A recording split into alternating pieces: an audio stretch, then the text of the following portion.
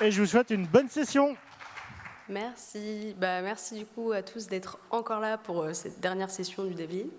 Je vais commencer par vous raconter une petite histoire. C'est l'histoire de l'application numéro 1 d'une entreprise. Pourquoi c'est l'application numéro 1 ? Parce que c'est celle qui nous permet d'être payés à la fin du mois. Donc c'est assez important. C'est celle où on va aller du coup renseigner notre calendrier, donc notre compte-rendu d'activité, nos feuilles de temps. Chez nous, elle s'appelle Itewa, c'est une application en interne, mais chez vous, vous la connaissez sûrement sous un autre nom. Mais c'est pas ça qui est important. Ce qui compte ici, c'est qu'on voulait intégrer une nouvelle feature cruciale. Cette feature, c'est celle qui répond à la question « Combien me reste-t-il de congés ?» Voilà, donc moi je suis plutôt une experte dans le domaine, j'aime bien les vacances, j'adore savoir où j'en suis dans mon solde, etc. Donc c'est à moi qu'on a confié la responsabilité de cette feature. Et donc je me suis replongée sur cette question et je me suis rendu compte que c'était un petit peu plus compliqué qu'il n'en paraît. Il y a beaucoup de cas métiers, notamment les congés payés qui cumulent de juin à mai, mais les RTT de janvier à décembre. Le taux de cumul des congés payés est fixe, mais celui des RTT varie chaque année en fonction des jours fériés et des week-ends. Et tout un tas d'autres conditions. Et au final, c'est le bazar. Sauf que nous, on ne panique pas, parce qu'on a une équipe de choc qui met la qualité au centre. Donc j'y suis allée en mode craft. Donc j'ai fait du TDD de A à Z. Donc en principe, tous mes cas, tous mes edge cases sont pris en compte. J'ai aussi un coverage hyper important, donc j'ai 98%, ce qui fait que j'ai un volume de test hyper important. Et en plus de ça, j'ai un rapport sonar qui est limpide. En gros, pas fier. Voilà, donc tout ça, ça roule nickel pendant quasi un an en prod, on n'a aucun souci, c'est le top. Sauf que, vous le sentez arriver, on fait une petite refacto qu'on livre en prod un vendredi après-midi. Quelle chouette idée! Et là, on se retrouve avec un ticket bug, un petit ticket support qui débarque le lundi. Et là, on a une consultante dev qui a son mauvais solde de congé qui baisse dans sa projection. Donc elle demande un RTT et en fait c'est son solde de congé payé qui s'affiche. Donc on se rappelle que nous on était super fiers de nous, on avait tout bien fait. Et là on se demande qu'est-ce que j'aurais pu faire de plus finalement. Il y a un manque quelque part malgré toute ma bonne volonté, donc comment on le comble? Je m'appelle Victoire de la Charrière, je suis ingénieur full stack chez Takima et aujourd'hui je vais vous parler du mutation testing. Mais d'abord, pour comprendre le mutation testing, il va falloir comprendre le testing et donc le test coverage. Et ces deux types. Alors, il y a un premier type qui est assez classique, qu'on connaît tous et qu'on utilise dans nos rapports, qui est le line coverage, c'est le plus basique. Il va consister à aller tracer les lignes de notre code source qu'on exécute pendant les tests et à les marquer comme couvertes. À partir de là, on va pouvoir faire ce calcul, du coup, nombre de lignes exécutées sur nombre de lignes totales en pourcentage. Et ça va se traduire dans notre rapport SonarQube, par exemple, par une couleur verte. Donc là, on voit en vert quand c'est couvert et en rouge quand c'est pas couvert. Je n'ai pas trouvé de rouge parce que j'ai 98%, mais vous pouvez l'imaginer. Ensuite, on a le branch coverage, qui est un petit peu plus précis, qui, lui, va aller plutôt identifier le nombre de chemins logiques possibles dans notre code, c'est-à-dire le total de tous les chemins de sortie de chaque structure de contrôle. Donc là, on parle du coup des if, when, switch, les boucles et les opérateurs logiques. Et pareil, on va aller tracer ceux qui sont traversés pendant les tests et les marquer comme couverts. Et de là, on a le même calcul, donc nombre de branches exécutées sur nombre de branches totales, etc. Sur le rapport sonar, on va avoir un état intermédiaire qui va arriver, où vous voyez peut-être sur le côté, il y a du rouge et du blanc, donc ça veut dire partiellement couvert, et là on va nous dire, vous avez peut-être 7 conditions sur 10 qui sont prises en compte. Donc un petit peu plus précis, mais on n'a pas trop de détails non plus. Si on fait un bilan comparatif, on a d'un côté le line coverage et le branch coverage. Le premier, il vérifie si le code a été lu. Le deuxième, si on a exploré la logique. On a est-ce que le texte est passé par ici. Le deuxième, est-ce qu'on a essayé tous les choix. Le premier est plutôt simple et basique, et le deuxième plus précis. Ce qui est important de noter, c'est que les deux, ils répondent à une question de lecture. Combien de code a été lu? Et ça, c'est très différent de dire à quel point mon code est robuste. C'est pas la même chose. Donc si on fait une analogie pour vraiment comprendre et capter l'essence de tout ça avec une image avec des livres, par exemple, le coverage, ça va être de dire que j'ai lu chaque page de mon livre, donc je suis passé sur chaque ligne, mon coverage est à 100%. Alors que c'est différent de dire j'ai compris le livre, je suis capable de détecter une erreur dans le texte et je suis capable de expliquer l'histoire. Donc, Ce qu'on retient ici, c'est qu'il existe 2 types de coverage. Le premier qui est très simple, qu'on utilise tout le temps, qui est le line coverage. Le deuxième un peu plus précis, le branch coverage. Et ils répondent à une question de lecture. Et donc, c'est seulement un indicateur de quantité. Maintenant que ça c'est compris, on va pouvoir en revenir à notre bug. Alors, on va pouvoir démarrer notre enquête. On se rappelle, on a eu notre ticket support. À ce moment-là, on se pose plein de questions. Est-ce que c'est un problème back? Est-ce que c'est un problème front? Est-ce que c'est un problème d'interface chaise-clavier? Parce que ça arrive aussi. Et de là, la première étape de cette enquête, ça va être de reproduire notre bug. Mauvaise nouvelle, on est en prod et on arrive très très bien à le reproduire. Vous n'avez pas forcément besoin du détail, mais quand on pose un RTT, c'est bien une projection qui se fait sur le solde de congés payés. Dommage. Donc, deuxième étape, on va vérifier que nos tests passent bien, parce que c'est un petit peu étrange quand même. En local, on a bien 110 tests qui sont tous au vert, et en CI aussi. Ce qui est normal parce qu'on a réussi à merger. Donc voilà, ça reste embêtant. Là, on a des tests qui passent, mais la feature qui ne fonctionne pas.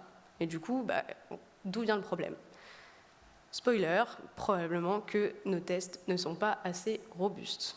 Alors, ça, c'est un sujet très vaste, la robustesse des tests. Mais aujourd'hui, on va se concentrer sur un point d'attention, qui est de ne pas tester trop large. Mon point ici, c'est de dire qu'un test, il doit vérifier un seul comportement. C'est-à-dire que chaque scénario, il mérite son propre test avec son propre nom. Ça fait que si le test échoue, on sait exactement ce qui est cassé. Et donc, à l'inverse, un test qui couvre 5 comportements, on ne sait pas forcément lequel a régressé. Donc, un bon test doit dire, dans ce contexte, ce comportement est garanti. Et un test qui vérifie tout, en réalité, il ne documente pas grand-chose. Quelques tips pour éviter d'avoir des tests un peu laxistes, ça va être de faire attention aux assertions vagues. La qualité des assertions, c'est un sujet assez important. Une assertion de qualité, c'est une assertion qui va être robuste et qui va permettre de tester tout le payload à elle-même. Donc les assertions vagues, elles vont bien marcher en concaténation avec d'autres, mais seules, elles n'ont pas beaucoup de poids. Donc par exemple, on a les assert not nul, on va aller vérifier la nullité, mais on ne regarde pas si c'est la bonne valeur. Ça peut être du coup remplacé ou complété par du is equal to, par exemple. Pareil pour le not empty, il y a des choses dans notre liste, mais on ne sait pas si c'est les bonnes. On peut aller sur du contain exactly dans ce cas-là. Sinon, du does not throw, notre code ne plante pas, mais on ne vérifie pas le résultat non plus. Pareil, status de 100, c'est super, le serveur répond, mais on ne vérifie même pas le body. Donc, sachant ça, si on allait regarder dans notre code. Dans notre code, il y a un service avec 4 méthodes qui nous permettent de faire du calcul, de la simulation, de la projection et de l'estimation d'impact sur nos soldes de congés. À ça, on a un fichier de test unitaire qui est structuré, qui correspond. Je dis structuré parce que pour chaque méthode, on a une nested class qui contient pour chacune des tests paramétrés avec une vingtaine de scénarios. Donc en principe, ça a l'air solide. Mais du coup, si on va regarder les assertions, ça donne quoi un contrôle F sur is not nul? Et petit spoiler, on a bien un résultat, bingo. Et ce résultat, il est dans notre test qui va checker les WTR leaves, donc les RTT. Et là, on se dit qu'on a un test super abouti, avec une vérification qui n'est pas pertinente. Du coup, c'est dommage. Là, si on souffle un petit coup et qu'on fait un bilan, on se retrouve avec la notion de couverture de code et on voit qu'elle n'a pas forcément d'indication sur la qualité de nos tests, mais seulement sur la quantité. Une bonne couverture met un bug en prod, ça veut dire que nos tests ne sont pas forcément robustes. Par exemple, des tests pas robustes, ça va être des tests trop larges qui ne garantissent pas forcément que le bon comportement est protégé. Dans notre code, ça s'est traduit notamment par des assertions qui sont trop vagues, ça veut dire des assertions qui sont utiles en association avec d'autres, mais pas suffisantes utilisées seules, ce qui ne permet pas de tester tout le payload. Donc, sachant ça, est-ce que c'est possible d'évaluer nos assertions de manière automatique, donc de tester nos tests, si j'ose dire? Et c'est exactement ça, l'objectif du mutation testing. Donc, on va pouvoir rentrer dans le vif de notre sujet avec notamment les fondamentaux. Alors, qu'est-ce que c'est que le mutation testing? Le but, ça va être d'insérer des bugs volontairement dans notre code et de voir si nos tests les détectent en les relançant. Ce que ça donnerait sur un schéma, c'est ça. On a d'abord un code source dans lequel on va injecter un bug volontaire, on va relancer nos tests et ensuite, on va voir est-ce que le bug est détecté ou pas détecté. Donc d'abord, on va se concentrer sur cette partie, on va plus intégrer des notions de vocabulaire pour qu'on soit tous sur la même page. Donc ici, on a un code source, vous pouvez faire complètement abstraction du métier, c'est pas l'important. Ce qu'il faut voir, c'est qu'en dernier lieu, ici, on sera une exception. Et ce qu'on va faire, c'est qu'on va insérer ce qu'on appelle une mutation, donc le bug, qui va faire en sorte qu'on ne lève plus cette exception.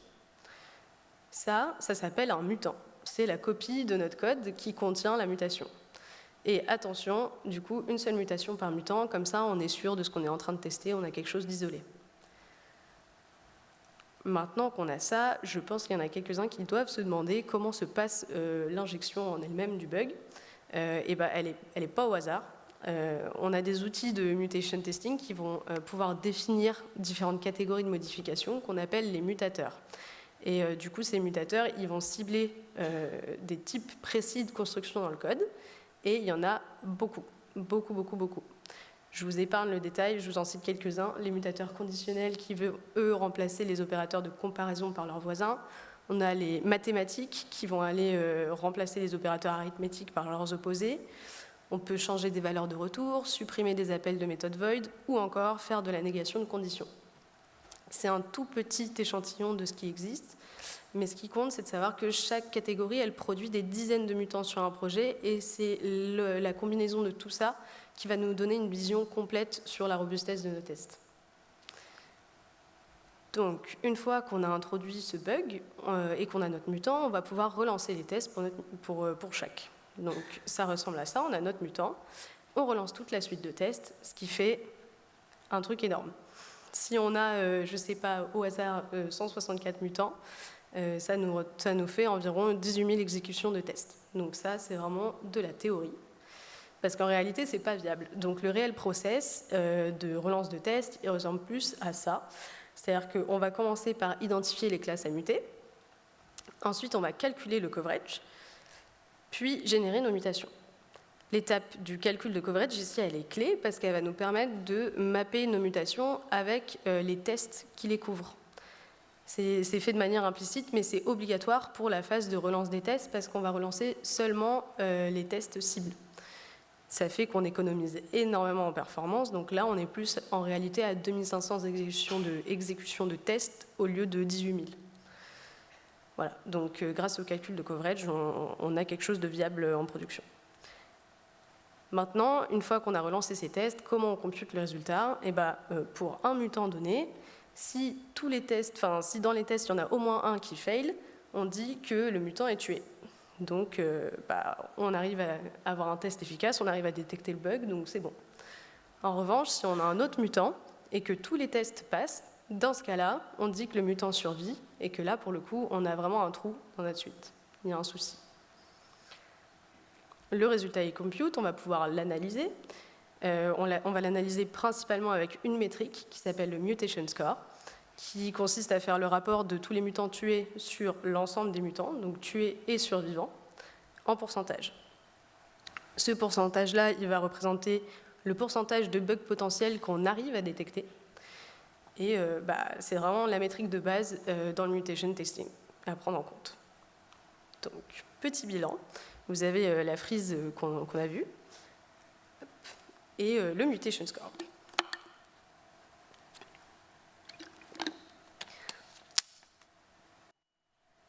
Maintenant, en pratique, qu'est-ce que ça donne ? On a vu qu'il y avait énormément de mutants et de mutations générées pour chaque élément du code, et ensuite il faut relancer tous les tests qui y correspondent, etc. Donc clairement, on ne va pas faire ça à la main un dimanche après-midi. Du coup, on a des outils. Pour les langages JVM, Java, Kotlin, etc., on a Pytest, qui est la référence, qui date d'environ 2010-2011. Et il est encore activement maintenu, c'est vraiment le number one. Ensuite, côté JS, TS, on a Striker, qui est très bien, qui est aussi la référence. Et pour plein d'autres langages, ça existe aussi. Pour le coup, j'ai moins de détails, mais voilà, c'est faisable. Nous, on va se concentrer sur Pytest parce qu'on a une stack dans notre exemple qui est en Kotlin et Spring Boot. Donc on va commencer par installer et configurer Pytest. C'est assez simple, vous avez toute la doc qui est disponible sur pitest.org.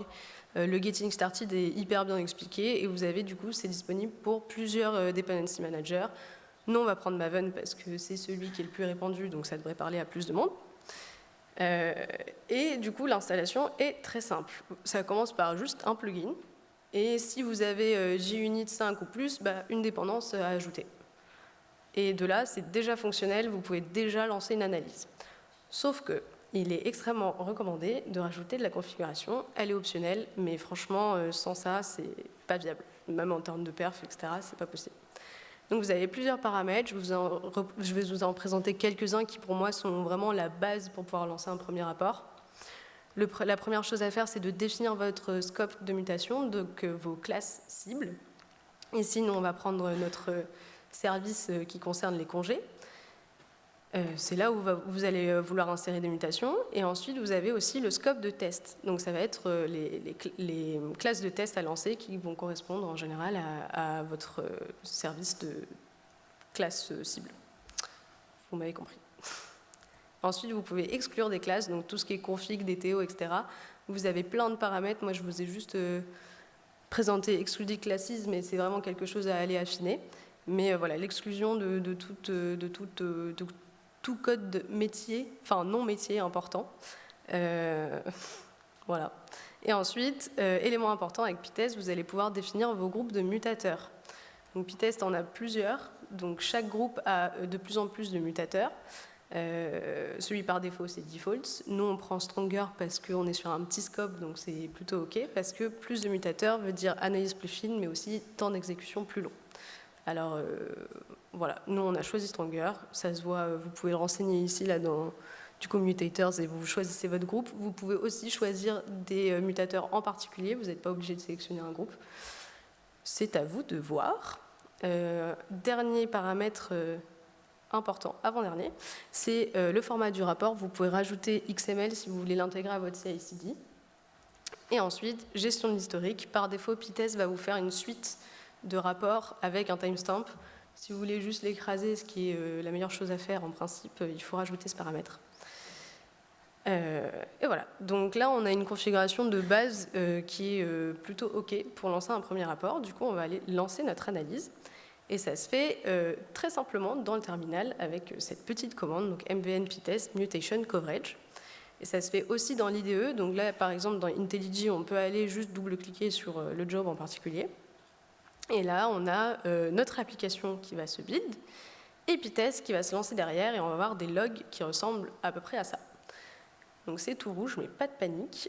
Première chose qu'on voit, c'est surtout que ça s'est complété en moins d'une minute. Donc là, c'est chouette. Mais on a un tout petit scope, mais du coup, ça reste rapide. Et ensuite, donc, si on rentre dans le vif, on a d'abord Pitest qui va aller trouver les classes à muter. Donc là, il en trouve 2. Ensuite, il va trouver les classes de tests à exécuter qui correspondent. Donc on en a 8. Il va envoyer ensuite ces tests au Mignon, qui est un agent JVM qui est isolé. Et si on regarde un petit peu un schéma, on a notre processus Pitest qui va générer nos mutants et envoyer un mutant à un Mignon. Ce Mignon, il va exécuter les tests et compute les résultats. Donc là, vous voyez que c'est parallélisé. Par défaut, ça ne l'est pas, mais vous pouvez le configurer pour l'être. Ensuite, donc, on calcule le coverage. On avait dit étape clé. Et ensuite, les Mignons exécutent les tests pour chaque mutant. Et de temps en temps, un mutant peut générer une erreur. Par exemple, une timeout, une memory. Mais c'est OK, Pitest va couper le processus et passer à la suite en comptabilisant ce mutant comme tué. Processus général, si on fait le bilan, Pitest, qui est en bleu, va scanner le bytecode, analyser notre couverture de test, générer nos mutants et envoyer le mutant à un Mignon. Ce Mignon va charger le bytecode muté et lancer les tests pertinents grâce au coverage. Et ensuite, il va computer le résultat et répéter pour chaque mutant. Ensuite, on va avoir du coup notre résultat qui va être affiché par catégorie de mutateurs d'abord. Donc vous allez avoir un résultat précis pour certains types de constructions dans votre code. Et ensuite, vous allez avoir les statistiques globales. Et là, on va pouvoir voir notre score pour la première fois. Donc on a généré 253 mutations et on n'en a tué que 160. Ce qui fait un score de 63%. Donc ça veut dire 63% de bugs potentiels qu'on arrive à détecter. Ça a l'air plutôt pas mal, sauf qu'en réalité, ça veut dire qu'on a 37% qui ne sont pas détectés. Et c'est quand même pas dingue, sachant qu'on part d'un coverage à 98%, quoi. Pour avoir un peu plus de détails, on peut aller voir du coup notre rapport HTML, sauf que je vous préviens, lui est resté en 2011, donc ne soyez pas choqués. Ça va au début et c'est de pire en pire, mais c'est pas grave, on va faire abstraction. Donc là, on arrive dans notre rapport HTML. Au début, donc, on peut retrouver nos stats générales avec donc, notre line coverage de 98, notre mutation coverage et une autre métrique dont on parlera plus tard. Si on rentre dans notre package, on va avoir le détail par fichier. Et ensuite, si on entre dans notre fichier, on va avoir quelque chose qui ressemble à ça. Donc on a un code couleur assez simple. Là où il y a du vert, ça veut dire qu'on a tué toutes les mutations qui ont été insérées. Et là où il y a du rouge, c'est qu'il y a au moins une mutation qui a survécu sur les mutations insérées. Assez simple. On a aussi une autre vue, là c'est là où il faut se cacher les yeux, avec la liste entière de toutes nos mutations. Et là, on voit vraiment le détail de chaque insertion. Ce qui est important de remarquer ici, c'est que la proportion de rouge, elle colle bien avec notre score. Et on se rend compte que c'est quand même assez important. Donc, si on fait un petit récap de la pratique du mutation testing avec Pitest, c'est que d'abord, sans Pitest, il y a plein d'outils qui sont disponibles, mais Pitest, c'est vraiment l'option 1, surtout pour les langages JVM, du coup. L'utilisation est hyper facile, de l'installation à la config au run, sauf que ça génère des rapports qui ne sont pas forcément évidents à analyser. Donc on a beaucoup de données et l'UX n'est pas ouf. Enfin, lui et l'UX. Ok, donc on souffle un petit coup et on va passer à la suite. La suite, c'est le dénouement. Est-ce qu'on va enfin trouver notre bug?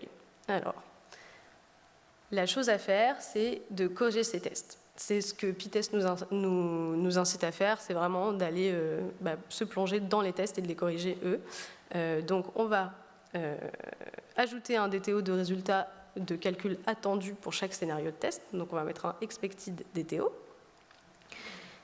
Et on va remplacer notre assertion faible, qui était un is not null, par une assertion forte, qui est un is equal to, avec notre DTO attendu. Et là, on va rerun les tests, et à votre avis, qu'est-ce qui se passe? Ça fail. Ça fail, mais c'est une bonne nouvelle, parce que ça met en évidence le bug, c'est-à-dire qu'ici, on voit qu'on attendait un type de solde de RTT, et qu'on reçoit du congé payé, donc c'est chouette.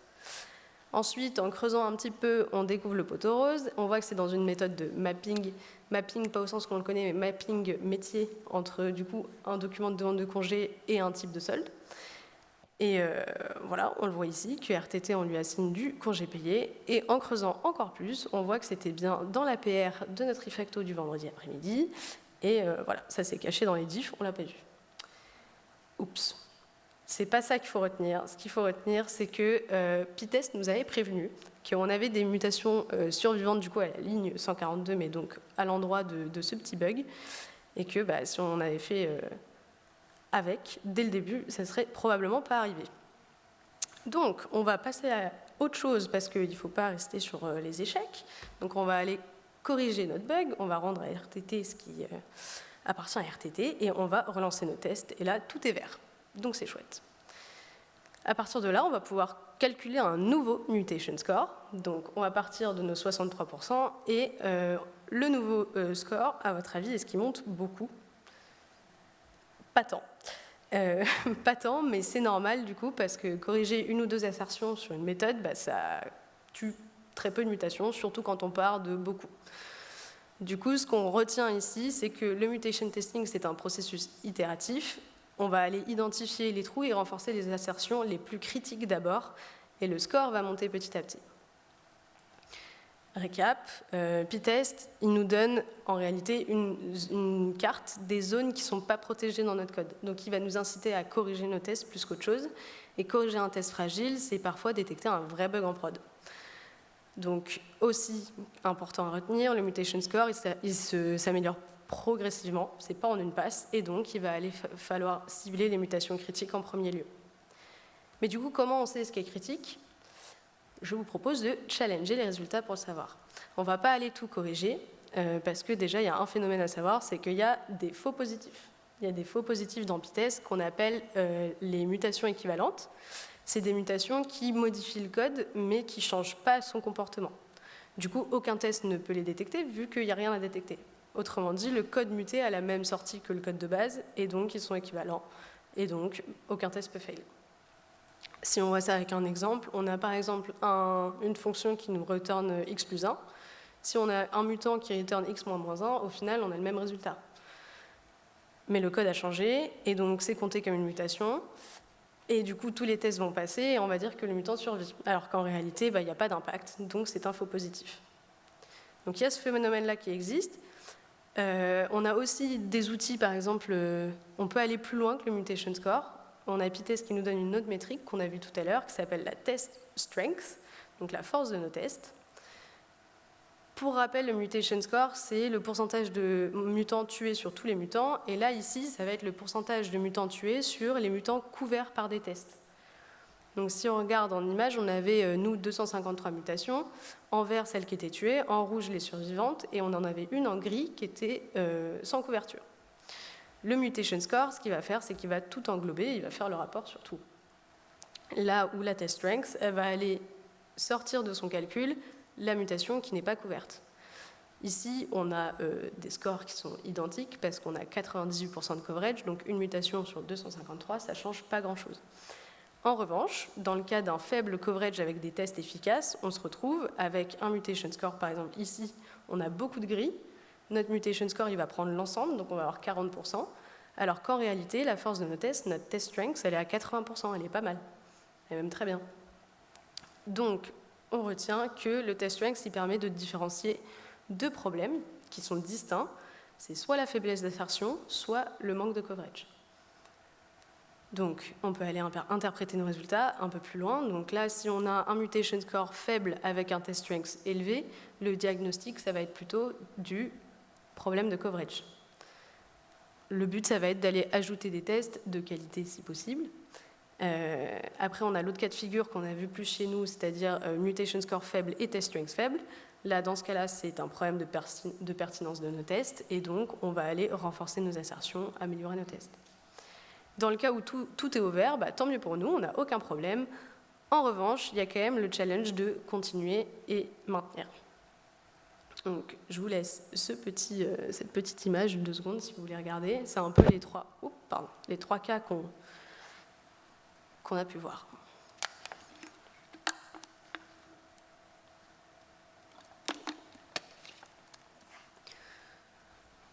Là, ce qu'on va retenir, c'est que dans l'abondance des données qu'on a générées avec PyTest, il ne faut pas tout prendre en compte. Il y a des faux positifs, il y a des mutations très peu critiques qu'on appelle du bruit, et du coup, il va falloir aller challenger. On a un premier outil qui est la test strength, qui est un très bon complément au mutation score, mais en réalité, aujourd'hui, il n'y a pas de solution vraiment efficace pour réduire les faux positifs ou le bruit. Et c'est pour ça que le mutation testing, il n'est pas très industrialisé aujourd'hui. Donc on va rentrer dans ce nouveau sujet qui est l'industrialisation du mutation testing et se demander est-ce que peut-être il y a un second souffle grâce à l'IA. Selon moi, l'IA change la donne, donc c'est le parti que je vais prendre. On a des IA agentiques aujourd'hui qui sont capables de lire notre rapport HTML avec le contexte de notre codebase. Donc ça change tout, ça veut dire qu'ils vont pouvoir faire le tri pour nous, donc enlever les faux positifs, identifier les mutations les plus critiques, analyser nos tests, donc nous faire du feedback directement sur les modifications à apporter, et du coup fluidifier le goulot d'étranglement au niveau de l'analyse de notre rapport, parce que c'est ça qui prend du temps. Quelques exemples d'utilisation. On peut commencer par exemple avec un prompt très détaillé dans un fichier qui serait partagé, où on pourrait aller demander, ok, on fournit le rapport, et on dit, est-ce que tu pourrais m'analyser en profondeur ma codebase avec ce rapport et me définir du coup les mutations critiques d'abord, donc mettre en valeur les mutants survivants qui sont les plus dangereux pour moi, les faux positifs qu'on a réussi à écarter et par la même occasion peut-être des idées de configuration pour améliorer ça. Ensuite, les assertions ou les tests à renforcer, donc vraiment un diagnostic sur nos tests eux-mêmes et un bilan avec d'autres suggestions additionnelles. En termes de résultats, ça donne, par exemple, pour les mutations critiques, On nous a cité trois fonctions, avec dedans, on voit ici qu'on a peut-être un souci avec le choix de notre projet, donc RTT ou congé payé. Donc ça nous rappelle un petit peu quelque chose. Ensuite, au niveau des faux positifs, on voit qu'on a beaucoup de faux positifs générés par le compilateur Kotlin et que ça pollue le rapport, et donc on nous propose d'exclure tous les appels à Kotlin JVM internal. Voilà, donc ça peut être chouette pour améliorer de manière continue votre configuration et avoir quelque chose de plus en plus affiné. Ensuite, au niveau des assertions et tests à renforcer, on nous propose d'ajouter un cas de test, d'affiner un peu plus une vérification ou de tester un cas limite qui manque, par exemple. Et dans notre bilan, on nous dit qu'on a une suite de tests qui est déjà pas mal, mais qui manque de sensibilité, notamment sur l'opposition RTT congé payé. Donc voilà, c'est clairement notre cas. Donc ça, c'est un premier exemple. On peut faire un gros prompt comme ça qui est partagé avec tout le monde, mais on peut aussi écrire un skill. Donc pour ceux qui n'utilisent pas trop les skills aujourd'hui, pour rappel, c'est un module qu'on ajoute à une IA pour lui apprendre à accomplir une tâche très précise. Donc par exemple, une code review avec les guidelines de notre équipe. Elle peut être créée par n'importe quel dev parce que c'est un fichier Markdown. Et elle est activée automatiquement. Donc si on lui dit « fais la code review de ma branche machin », bah, ça va faire appel à notre skill par défaut. Mais on peut aussi l'invoquer directement en disant « utilise spécifiquement ce skill ». J'en ai écrit un, vous avez des petites ressources qui sont disponibles ici. Vous avez du coup le prompt avec des rules aussi pour vos éditeurs. Et voilà, donc je vous mets le QR code, mais je l'aurai sur la dernière slide aussi. Ce qu'on retient surtout, c'est que l'IA, elle permet de fluidifier l'utilisation du mutation testing et qu'elle permet peut-être enfin de faire entrer cette pratique de manière pérenne dans la culture des équipes. Maintenant, on a vu des exemples en local. Donc, est-ce que ce serait possible de l'avoir en intégration continue? Donc, on va parler CI. Déjà, pourquoi on voudrait l'avoir en CI en réalité? C'est parce qu'en local, on lance 2-3 fois, on oublie. Ça dépend de la discipline individuelle de chacun. Et du coup, en CI, c'est standardisé sur chaque merge request, on a quelque chose d'automatique, de systématique, et donc on a un filet de sécurité pour tout le monde. Au niveau de l'implémentation, il suffit juste d'ajouter un nouveau job. Donc dans notre stage de test, on peut rajouter juste un job avec la commande du coup Maven. À ça, on ajoute dans notre POM XML des thresholds, des seuils, avec les seuils qui vont nous permettre de dire si le job a réussi ou pas. On va récupérer notre rapport dans des artefacts et on va pouvoir gérer la gestion d'erreurs. Est-ce qu'on fait un job bloquant, non bloquant, etc.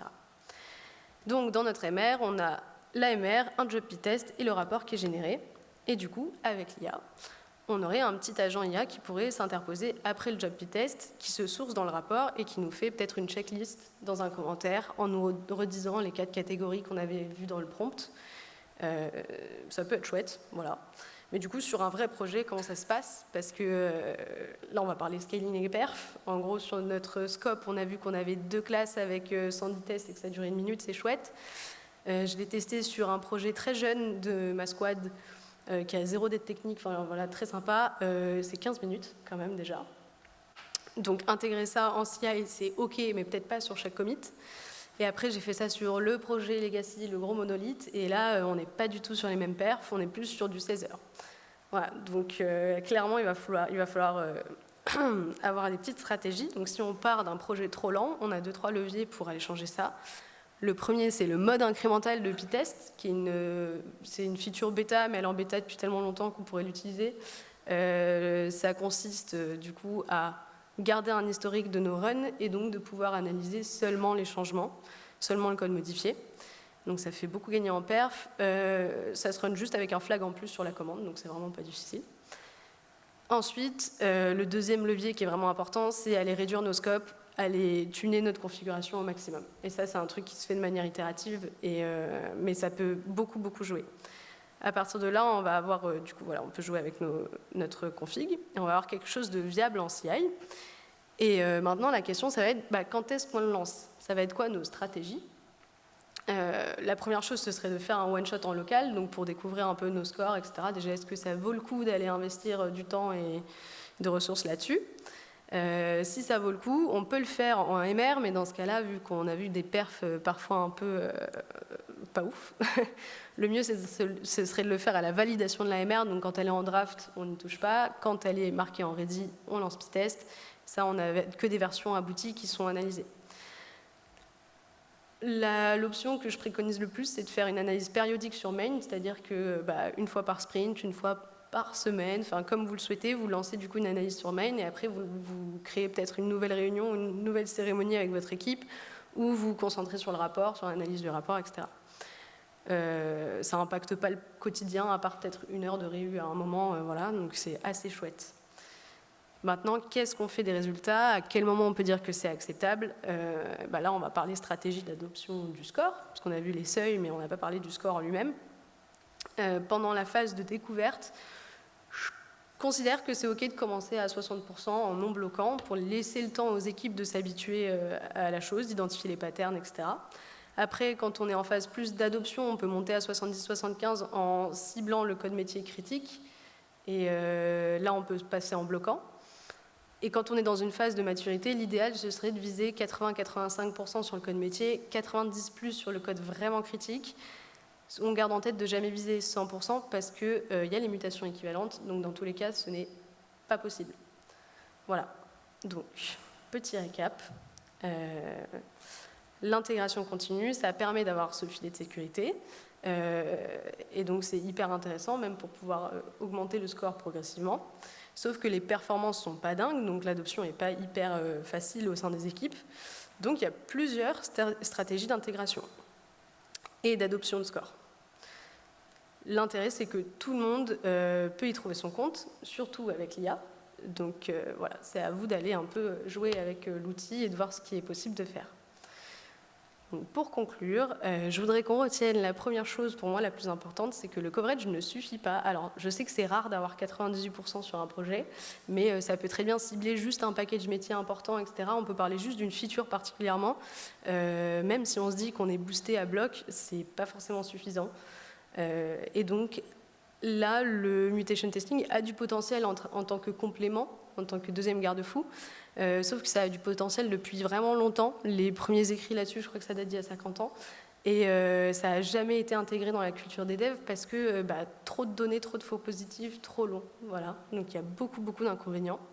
Sauf qu'aujourd'hui, à l'ère de l'IA, on a quand même un accélérateur conséquent qui va nous permettre de trier du coup ces mutations critiques, écarter tout ce qui est faux positif et bruit, et diagnostiquer nos tests et nous faire directement des suggestions. Donc ça, c'est chouette parce que peut-être que ça va rendre le mutation testing enfin aussi pertinent que prévu.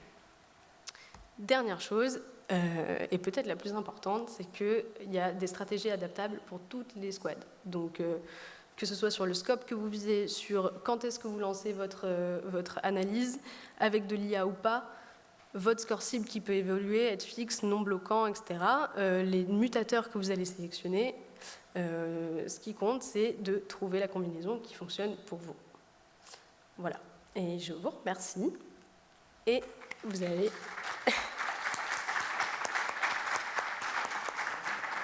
Vous avez le feedback qui est disponible si vous voulez aller mettre un petit mot. Et sinon, les ressources avec les GitHub Pages, le skill disponible.